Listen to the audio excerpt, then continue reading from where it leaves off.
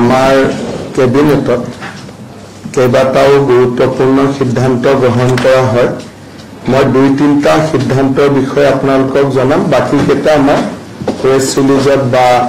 মোৰ টুইটাৰ একাউণ্টত পাই যাব। প্ৰথম আজি আমাৰ কেবিনেটত আপোনালোকে জানে যে বহুদিনৰ আগৰ পৰা আমি এটা কথা গুৰুত্ব আৰোপ কৰি আছিলোঁ যে অসমৰ গাঁও, নগৰ, চহৰ বা জিলাসমূহৰ নামসমূহ বৰ্তমানৰ যিটো পৰিৱেশত আছে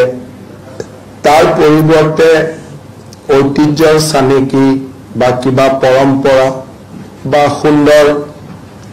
আধুনিক অসমীয়া নাম যিবিলাক অলপমান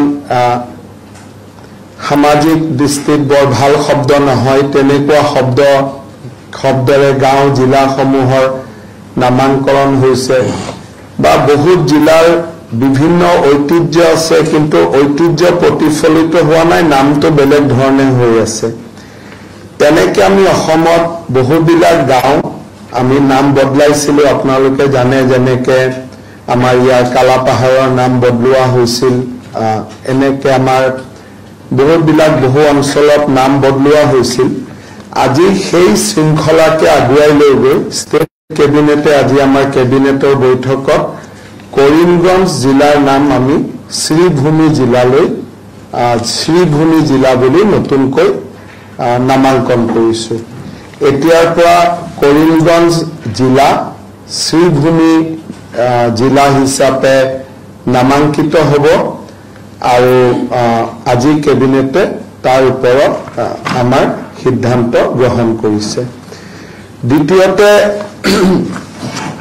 কেবিনেটত আজি আমাৰ পঞ্চায়ত নিৰ্বাচন লৈ খুব বিতংকৈ আলোচনা হয় আৰু পঞ্চায়ত নিৰ্বাচনৰ ভোটাৰ তালিকা 30 ডিচেম্বৰৰ আগতে প্ৰকাশ কৰাৰ বাবে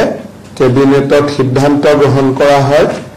আৰু 30 ডিচেম্বৰত যদি ভোটাৰ তালিকা প্ৰকাশ পায় তেনেহলে আমি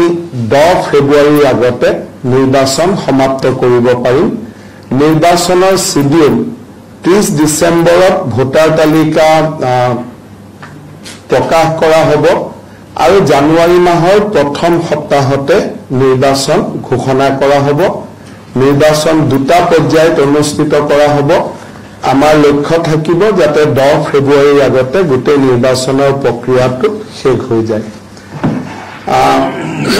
তৃতীয় এটা সিদ্ধান্ত আপোনালোকে জানে যে আজিৰ পৰা প্ৰায় 5 বছৰ আগতে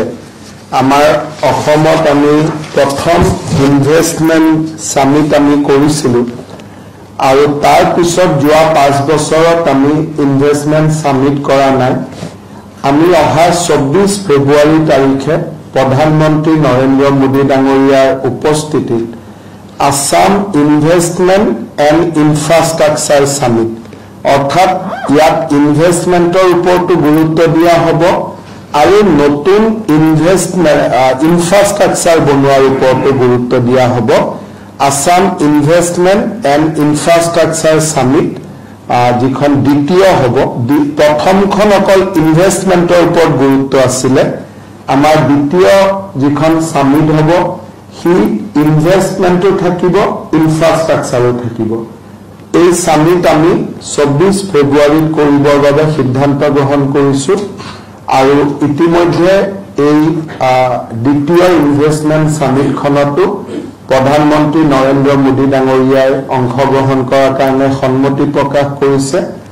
আৰু ইয়াৰ ওপৰত বাকী বিভিন্ন ধৰণৰ কাম আমি কৰিব লাগিব। ভাৰতৰ বা বিদেশৰ বিভিন্ন জাগাত ৰোড শ্ব' আদি হ'ব। আমি বিদেশৰ কম্পোনেণ্টটো খুব কম ৰাখিব খুজিছোঁ। যোৱাবাৰ আমি বিদেশত বহুত কেইটা জাগাত গৈছিলোঁ কিন্তু এইবাৰ আমি বিদেশৰ কম্পোনেণ্টটো কম ৰাখি দেশৰ মূল চহৰবিলাকত আমি যেটো ৰোড শ্ব' আদি কৰিম আৰু 24 ফেব্ৰুৱাৰী তাৰিখে আমাৰ মেইন সামিটখন হ'ব। তাৰ ওপৰতো আজি কেবিনেটে সিদ্ধান্ত গ্ৰহণ কৰে আৰু বাকি সৰু সৰু কেইটামান সিদ্ধান্ত আছে সেইকেইটা আপোনালোকক টুইটাৰ বা ফেচবুকত বা আমাৰ পেজ সিৰিজত পাই যাব কিবা যদি আপোনালোকে খুদি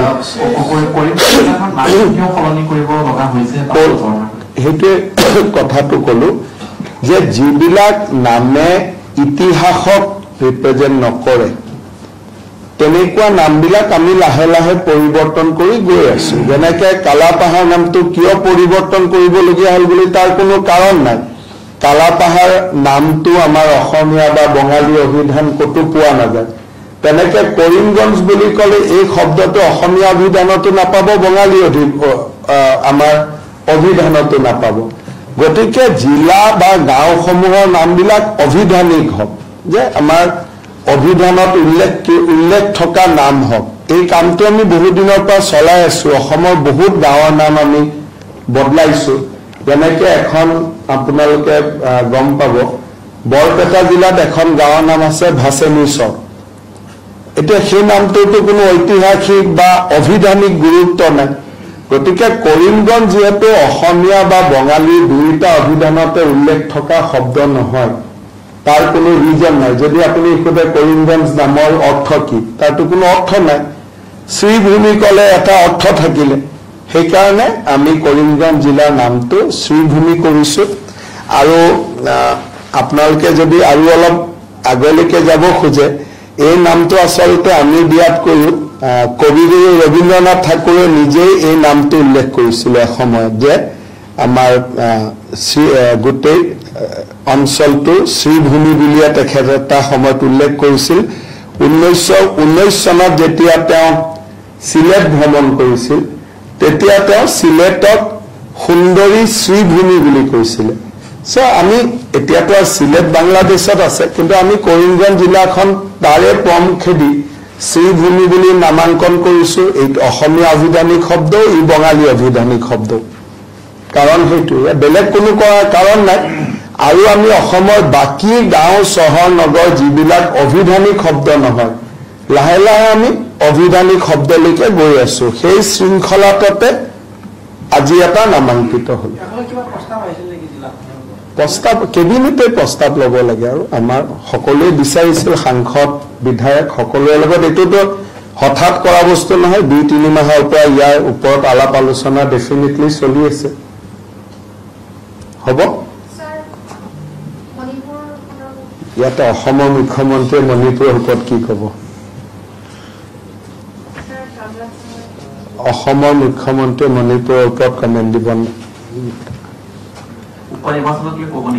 ক'ব লাগে তো একো নাই 23 তাৰিখে ৰিজাল্ট দিব ইভিএমতে ৰিজাল্ট থাকিব আৰু কি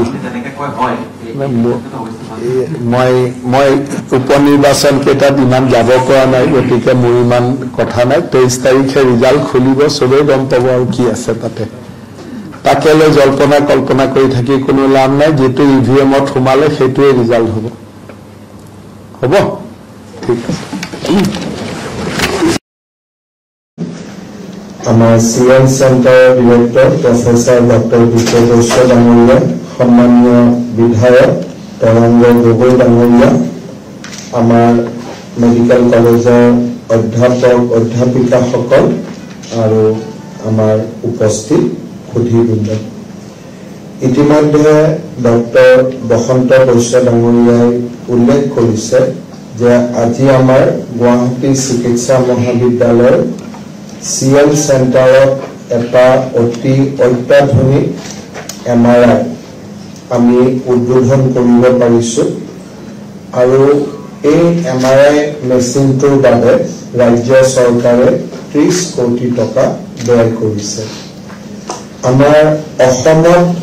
বা আমাৰ ক'ব গ'লে বহুবিলাক স্থানত যিমানবিলাক এমআৰআই আছে তাতকৈ এই 3 টেসলা এমআৰআইটো যথেষ্ট উন্নত বুলি কোৱা হৈছে য'ত বহুখিনি নতুন নতুন সুবিধা সংলগ্ন কৰা হৈছে মই ভাবো যে ইয়াৰ ফলত আমাৰ মোক যিখিনি ডেমনষ্ট্ৰেশ্যন দেখুৱাইছে এই ডেমনষ্ট্ৰেশ্যনটোত মই ইমানেই বুজিছো যে আমাৰ যিবিলাক পেচেণ্টৰ ক্লষ্ট্ৰফেবিয়া থাকে তেওঁলোকে ইয়াত অতি সহজে ইমেজিং কৰোৱাব পাৰিব বা আমাৰ যিখিনি ইমেজিঙৰ সময়ত তেওঁলোকে টিভিৰ শ্ব' আদি চাই থাকিব পাৰিব আৰু ইয়াতে যিবিলাক সুবিধা সন্নিৱিষ্ট কৰা হৈছে তাৰ ফলত বিশেষকৈ নিউৰলজিকেল যিবিলাক MRI কৰা হয় তাত আমি বহুত ভিতৰত গৈ ইয়াৰ ৰিজাল্ট আমি ল'ব পাৰিম যিটো সাধাৰণ MRI আমি নাপাওঁগৈ সেই ফালৰ পৰা আজি আমাৰ বাবে এটা অতি আনন্দৰ দিন আৰু মই ভাবো যে ই ৰোগীসকলকো সহায় কৰিব আৰু আমাৰ চিকিৎসকসকলকো সহায় কৰিব এই CN চেণ্টাৰটো 2022 চনৰ 9 মে তাৰিখে ইনগ্ৰেট কৰা হৈছিল আৰু লাহে লাহে ই যথেষ্টখিনি সুবিধা পেচেণ্টসকলক দিব পৰা হৈছে ইয়াত 8টা মডুলাৰ অপাৰেশ্যন থিয়েটাৰ আছে আৰু আমাৰ চিকিৎসকসকলেও ইয়াত যথেষ্ট সা সুবিধা ৰোগীসকলক দিব পাৰিছে মই ভাবো যে আমাৰ মেডিকেল কলেজক লৈ আমাৰ যিখিনি স্কিম আছে বা প্ল্যান আছে তাৰ ভিতৰত ই এটা গুৰুত্বপূৰ্ণ আমাৰ ইচ্ছা আছিল যে ৰাস্তাৰ এটা ফালৰ পৰা আনটো ফাললৈ যাতে পেচেণ্টসকলে অহা যোৱা কৰি থাকিব নালাগে আমাৰ ৰাস্তাৰ ৰাইট হেণ্ড সাইডত বিশেষকৈ সুপাৰ স্পেশালিটি ব্লকত এতিয়া আমাৰ সিটি স্ক্যানো হৈ গ'ল আমাৰ MRI হৈ গ'ল আৰু ক্যান্সাৰ হস্পিটালতো আমাৰ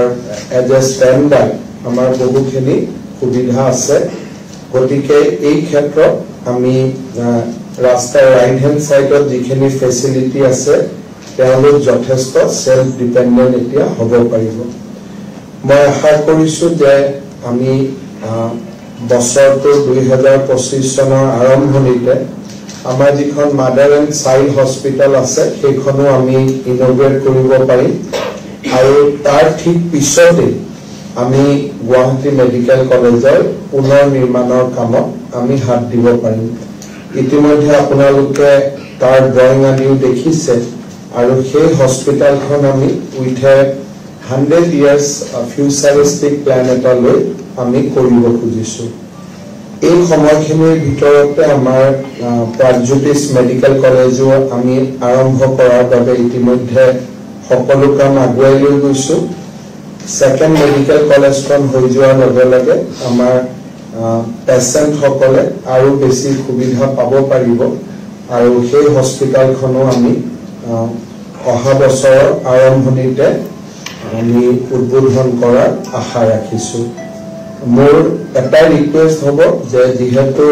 কাৰ্ডিঅলজি আৰু নিউৰলজি বা নিউৰো সাৰ্জাৰী কাৰণে আমি এই চেণ্টাৰটো কৰিছিলো গতিকে আমি ইয়াতে পেচেণ্টক কেনেকে 360 ডিগ্ৰী সকলো সুবিধা দিব পাৰো টানটা নিউৰো সাৰ্জাৰীও আমি কেনেকে ইয়াত কৰিব পাৰো আৰু যিকোনো ধৰণৰ কাৰ্ডিঅলজি ৰিলেটেড প্ৰচিডিউৰ আমি কৰিব পাৰো তাৰ কাৰণে আমি প্ৰচেষ্টা কৰিব লাগে ৰাতি গধূলি যাতে নাৰ্সিং কেয়াৰটো আৰু ভাল হয় তাৰ কাৰণে আমি চেষ্টা কৰিব লাগে আৰু মই ভাবো যে আমি এনে ধৰণে কাম কৰি গৈ থাকিলে আমি পেচেণ্টসকলক যথেষ্ট সুবিধা দিব পাৰিম আজিৰ এই সুন্দৰ দিনটো পুনৰ এবাৰ মই গুৱাহাটী মেডিকেল কলেজৰ আটাইকে অভিনন্দন জনাই মই মোৰ বক্তব্য সামৰণি মাৰিছো